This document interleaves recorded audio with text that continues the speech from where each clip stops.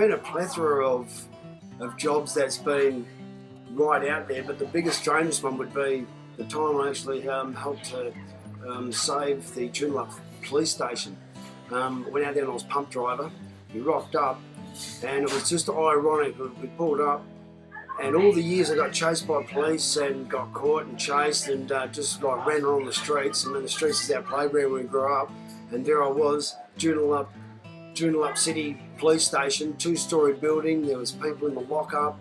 Overnight there was quite a fair bit of responsibility there, and some maniac had sort of driven a car through the front doors with a 44-gallon drum of fuel on the back. It was LP gas as well, and had full of fuel, and then he just lit it all up, and the thing was going, towering inferno.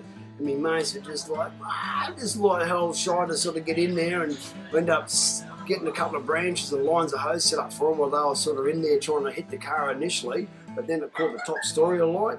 And the aim was by the guys that done it was all the records and the CIB, and they're all up the top there, so they wanted to burn all the building out the top and burn all their records. So the boys put the hose up there, and then I took one line of hose and went in and handled the car myself.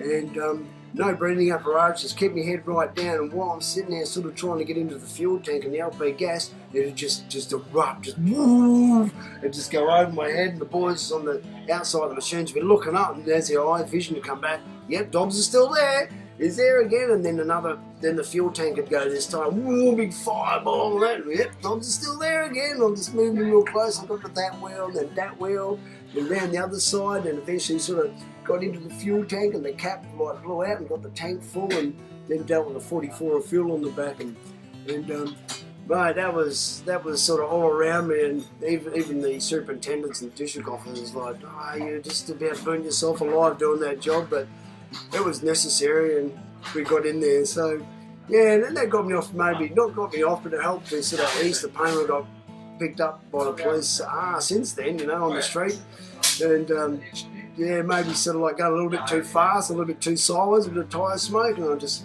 pledged my statement that I helped save the police station, and I helped do that, and I'm a good guy committing my life, so you can't like, you know, lock me up, you know. And yeah, and they sort of let me go with the maximum fine each time, of course, but yeah, that would have to be the Joondalup police station burning down a couple of years ago. It's about a $7 million fire, that one, so that'd be my most expensive and my most personally involved sort of job where I just about burnt my face off.